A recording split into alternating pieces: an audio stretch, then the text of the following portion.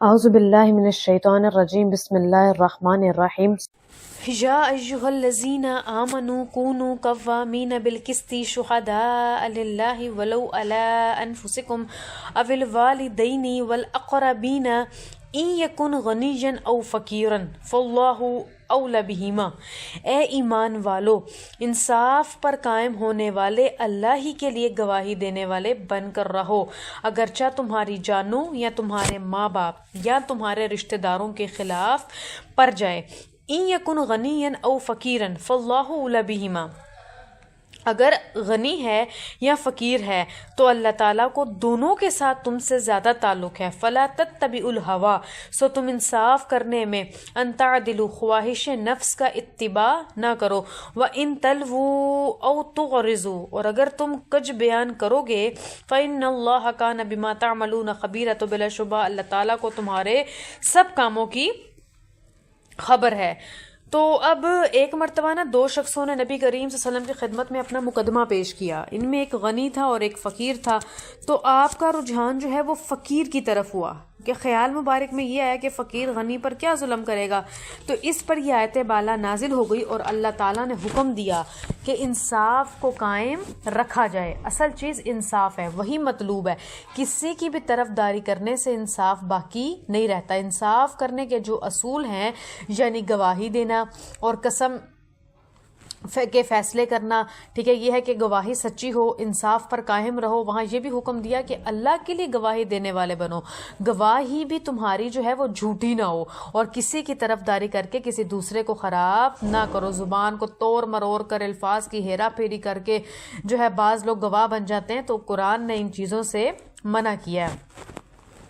مزید ارشاد فرمایا کہ گواہی دو، اور گواہی میں یہ نہ دیکھو کہ کس کے خلاف جائے گی، اگر حق کہے گا وہی تمہاری اپنی جانوں کے خلاف ہو، یا تمہارے والدین کے خلاف ہو، یا رشتہ داروں کے خلاف ہو، وہ تب بھی صحیح ہوگی۔ حق والی گواہی ہمیشہ صحیح ہوتی، چاہے اس میں تمہارے عزیزوں کا نقصان ہے، حقیر دنیا کا نقصان ہے، جو بھی ہے، لیکن تم سچی گواہی دے رہے ہو، اس کی وجہ کیا ہے کہ اللہ نے تمہیں سچی گواہی دینے کا حکم دیا ہے۔ تو یہی بات یہاں پر بھی ہو رہی ہے کہ انصاف قائم کرنا اور سچی گواہی دینا، یہ تمام مسلمانوں کی ذمہ داری ہے، تاکہ دنیا میں انصاف کی فضا بنی رہے۔ پھر اس آیت میں کونوا قوامین بالقسط شہداء للہ فرمایا، اور سورۃ مائدہ میں بھی یہ بات آئی، قوامین للہ شہداء بالقسط، دونوں کو ملانے سے معلوم ہوا کہ انصاف قائم کرنا اور صحیح گواہی دینا، یہ دونوں کام اللہ کی رضا کے لیے کریں۔ لفظ للہ میں یہ بتایا کہ انصاف اور گواہی اللہ کی رضا کے لیے ہو۔ آیت کے ختم پر ان اللہ کان بما تعملون خبیرا فرما کر یہ بتا دیا کہ اللہ سے ڈرو، قیامت کی پیشی کا دھیان رکھو۔ جب اللہ کی رضا مقصود ہوگی اور اللہ کا خوف ہوگا تو انصاف بھی قائم ہو سکے گا، اور گواہی بھی تم کیا دو گے، پھر سچی دو گے، کیونکہ اللہ کا خوف ہوگا نا۔ جب اللہ کا خوف ہی نہیں ہے، اللہ کا ڈر نہیں ہے، تو پھر جو دل میں آتا ہے کری جاؤ۔ یا ایہا الذین آمنوا آمنوا باللہ ورسولہ والکتاب الذی نزل علی رسولہ والکتاب الذی انزل من قبل۔ اے ایمان والو، ایمان لاؤ اللہ پر اور رسولوں پر اور اس کی کتاب پر جو اس نے اپنے رسول پر نازل فرمائی، اور ان کتابوں پر جو اس سے پہلے نازل فرمائی۔ وَمَن یکفر باللہ، اور جو منکر ہو گیا باللہ اللہ کا، وملائکتہ فرشتوں کا، وکتبہ کتابوں کا، ورسولہ اور رسولوں کا، والیوم الآخر اور آخرت کا، فقد ضل ضلالا بعیدا، پس وہ بہت دور کی گمراہی میں جا پڑا۔ ان الذین آمنوا، بے شک وہ لوگ، آمنوا جو ایمان لائے، ثم کفروا پھر کفر کیا، ثم آمنوا پھر ایمان لائے، ثم کفروا پھر کفر کیا، ثم ازدادوا پھر کفر میں بڑھتے چلے گئے، کفر بہت زیادہ، لم یکن اللہ، تو اللہ ان کو نہیں بخشے گا، لیغفر لہم، اللہ ان کو نہیں بخشے گا، ولا لیہدیہم سبیلا، اور نہ ہی ان کو سیدھا راستہ دکھائے گا۔ اب ان آیات میں اولن تو مسلمانوں کو خطاب فرمایا، اور پھر خطاب فرما کر کیا کہا کہ ایمان پر جمے رہو، اور اس کے رسولوں پر اور اس کی موجودہ کتاب پر اور ان کتابوں پر جو پہلے نازل فرمائی، ان سب پر ایمان لاؤ۔ اور مزید یہ کہا کہ جو شخص اللہ کا، اس کے فرشتوں کا، اس کی کتابوں کا، اس کے پیغمبروں کا اور آخرت کے دن کا انکار کرے گا، وہ دور کی گمراہی میں جا پڑا۔ تو اس میں اصول ایمان بتائے ہیں۔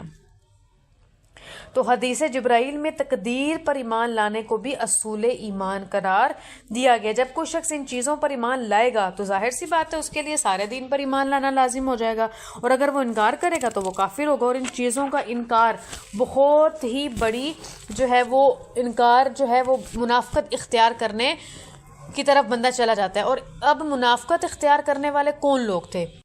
منافقت اختیار کرنے والے کون لوگ تھے اور انہوں نے اس کی ضرورت کیوں محسوس کی؟ تو اب ان لوگوں کے سامنے دنیا تھی, وہ دنیا کو دیکھتے تھے, ٹھیک ہے. طلب دنیا کی وجہ سے جو ہے وہ مفاد جو ہے وہ ظاہری کے پیش نظر ظاہری طور پر ایمان قبول کر لیتے تھے اور اندر سے کافر رہتے تھے. ان میں سے بعض کو تو ایمان کی توفیق ہو گئی اور بعض کفر میں بڑھتے چلے گئے. تو جب انہوں نے یہ طریقہ اختیار کیا تو پیچھے پلٹ کر دیکھنے اور آخرت کے نفع اور نقصان کو سمجھنے کا موقع ہی ان کے پاس نہیں رہا, انہوں نے وہ موقع ہی ختم کر دیا. تو جو شخص کفر اور شرک پر مر جائے اس کی بخشش کبھی نہیں ہے, اور جو کفر پر مر گیا تو اب موت کے بعد جنت کا راستہ دکھانے کا کوئی بھی راستہ نہیں ہے جنت میں جانے کا. کیوں؟ کیونکہ وہ کفر پر مرا ہے, اور کافر تو جب مرتا ہے تو اس کا تو ٹھکانہ بھی دنیا میں بھی موت ہے اور آخرت میں بھی جو ہے جب وہ مرتا ہے تو آخرت میں بھی اس کے لیے دوزخ اور دنیا میں بھی اس کے لیے دوزخ ہوتی ہے جب تک وہ مسلمان نہیں ہوتا. تو آیات بالا کی تفسیر بتاتے ہوئے بعض حضرات نے فرمایا کہ یہ یہودیوں کے بارے میں جو ہے نا وہ اول ایمان لائے, پھر گائے کی عبادت میں لگ گئے, پھر توبہ کی, پھر مومن ہوئے, پھر منکر ہوئے, پھر مومن ہوئے, پھر توبہ کی, پھر مومن ہوئے, پھر توبہ کی, پھر مومن ہوئے. تو نبی کریم صلی اللہ علیہ وسلم کی بعثت اور رسالت سے بھی یہ لوگ منکر ہو گئے. تو آخر میں اس کا مطلب وَلَا لِيَهْدِيَهُمْ سَبِيلًا کا یہی ہے کہ اللہ تعالیٰ نے انہیں بخشت کا راستہ کبھی بھی نہیں دکھائے گا کیونکہ وہ کفر پر مرے ہیں, ٹھیک ہے. اور اس کے یہ بھی معنی ہو سکتا ہے کہ ان کا بار بار کبھی ایمان کی طرف آنا, کبھی کفر کی طرف جانا, کبھی ایمان کی طرف آنا, کبھی کفر کی طرف جانا, ان سے جو ہے نا وہ حق کو قبول کرنے کی توفیق چھین لے گی. اللہ تعالیٰ توبہ کرنے اور ایمان لانے کا ان کو دوبارہ موقع نصیب ہی نہیں کیا. بشر المنافقین بان لهم عذابا علیما, منافقین کو خوشخبری سنا دیجئے کہ ان کے لیے دردناک عذاب ہے. الذین یتخذون الکافرین اولیاء من دون المؤمنین, ان کے لیے کیا ہے؟ دردناک عذاب ہے جو مومنین کو چھوڑ کر کافروں کو دوست بناتے ہیں. ایبتغون عندهم العزۃ فإن العزۃ للہ جمیعا, کیا ان کے پاس عزت تلاش کرتے ہیں؟ بلا شبہ ساری کی ساری عزت اللہ تعالیٰ کے لیے ہے. اس آیت میں منافقین کی بدحالی کا تذکرہ کیا اور ارشاد فرمایا کہ ان کو دردناک عذاب کی خوشخبری سناؤ. خوشخبری تو اچھی حالت کی دی جاتی ہے, لیکن عذاب علیم کی خبر کو خوشخبری اس لیے کہا کہ یہ لوگ اپنی حرکتوں کے نتیجے میں اچھی حالت کے منتظر ہیں. ان کی بے وقوفی ظاہر کرنے کے لیے اس خبر کو بشارت کہا. تو منافقین نے جو نفاق اختیار کر لیا تھا تو اس میں انہیں کافروں سے دوستی رکھنی پڑتی تھی. تو جب کافروں سے دوستی رکھتے تھے تو ظاہر سی بات ہے کہ پھر ایمان کی وہ لذت اور ایمان کا وہ مزہ نہیں رہتا تھا. تو اسی لیے کہا کہ عزت ساری کی ساری کس کے لیے ہے؟ اللہ تعالیٰ کے لیے ہے. وَقَدْ نَزَّلَ عَلَيْكُمْ فِي الْكِتَابِ أَنْ إِذَا سَمِعْتُمْ آيَاتِ اللَّهِ يُكْفَرُ بِهَا وَيُسْتَهْزَأُ بِهَا فَلَا تَقْعُدُوا مَعَهُمْ حَتَّى يَخُوضُوا فِي حَدِيثٍ غَيْرِهِ. اور اللہ نے تم پر کتاب میں یہ حکم نازل کیا کہ جب تم سنو کہ اللہ کی آیات کا انکار کیا جا رہا ہے اور ان کا مذاق کیا جا رہا ہے تو ان کے ساتھ نہ بیٹھو. حتیٰ یخوضوا فی حدیث غیرہ, یہاں تک کہ وہ کسی دوسری بات میں مشغول ہو جائیں. انکم اذا مثلہم, بلا شبہ تم اس حالت میں ان جیسے ہو جاؤ گے. ان اللہ جامع المنافقین والکافرین فی جہنم جمیعا, بے شک اللہ تعالیٰ منافقوں کو اور کافروں کو سب کو دوزخ میں جمع فرمائے گا. جمیعا سب کے سب کو. الذین یتربصون بکم فإن کان لکم فتح من اللہ قالوا الم نکم معکم وإن کان للکافرین نصیب, اور جو اس بات کے انتظار میں رہتے ہیں کہ تمہارے اوپر کوئی مصیبت آ پڑے, سو اگر تمہارے لیے اللہ کی طرف سے کامیابی حاصل ہو جائے تو کہتے ہیں کہ ہم تمہارے ساتھ نہیں تھے, اور اگر کافروں کا کچھ حصہ مل جائے تو ان سے کہتے ہیں کہ ہم تم پر غالب نہیں آ گئے تھے. قالوا الم نستحوذ علیکم ونمنعکم من المؤمنین, اور کیا ہم نے تم کو مسلمانوں سے نہیں بچایا؟ فاللہ یحکم بینہم یوم القیامہ, سو اللہ کرے گا قیامت کے دن فیصلہ ان کے درمیان. وَلَيَجْعَلَ اللَّهُ لِلْكَافِرِينَ عَلَى الْمُؤْمِنِينَ سَبِيلًا, اور اللہ ہرگز کافروں کو مسلمانوں کے مقابلے میں غالب نہیں کرے گا. تو دیکھو قرآن مجید میں یہ بات ہے کہ اللہ تعالیٰ کبھی بھی کافروں کو مسلمانوں پر غالب آنے نہیں دے گا۔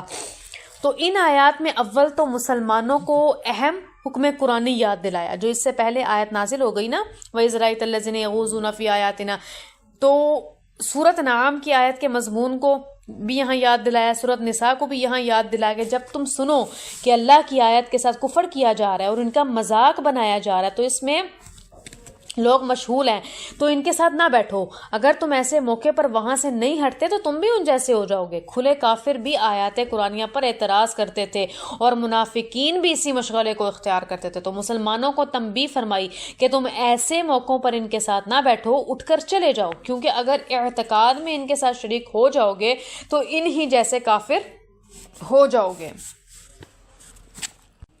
تو پھر کیا کہا اللہ تعالیٰ منافقین کو اور کافروں کو سب کو جمع کرنے والا ہے، پھر مسلمان ان کی طرف کیوں مائل ہوتے ہیں؟ مسلمانوں کو اہل جنت کے والوں کے پاس آنا چاہیے، ان کی محفلوں میں بیٹھنا چاہیے۔ ہم کیوں جاتے ہیں شیعہ سنی، یہ شیعوں کی مجلس میں سنی چلے جاتے ہیں، یہ ہم نے جو یہ بنایا ہوا ہم ایسا کیوں، ہم اہل ایمان کی مجلسوں میں کیوں نہیں جاتے تاکہ ہمارا جو ہے وہ ایمان تازہ ہو؟ اللہ والوں کو دیکھ کر اللہ یاد آ جاتا ہے، تو اللہ والوں کی مجلسیں اختیار کرنی چاہیے۔ جو ٹائم جو وقت ہم وہاں ضائع کرتے ہیں اور اوپر سے جو ہے وہ منافقت بھی جو ہے ہم مول لے لیتے ہیں، تو ہم اللہ والوں کی مجلس میں بیٹھ کر ان سے جو ہے وہ فیض حاصل کریں تاکہ ہمیں دنیا میں بھی ثواب ہو اور آخرت میں بھی۔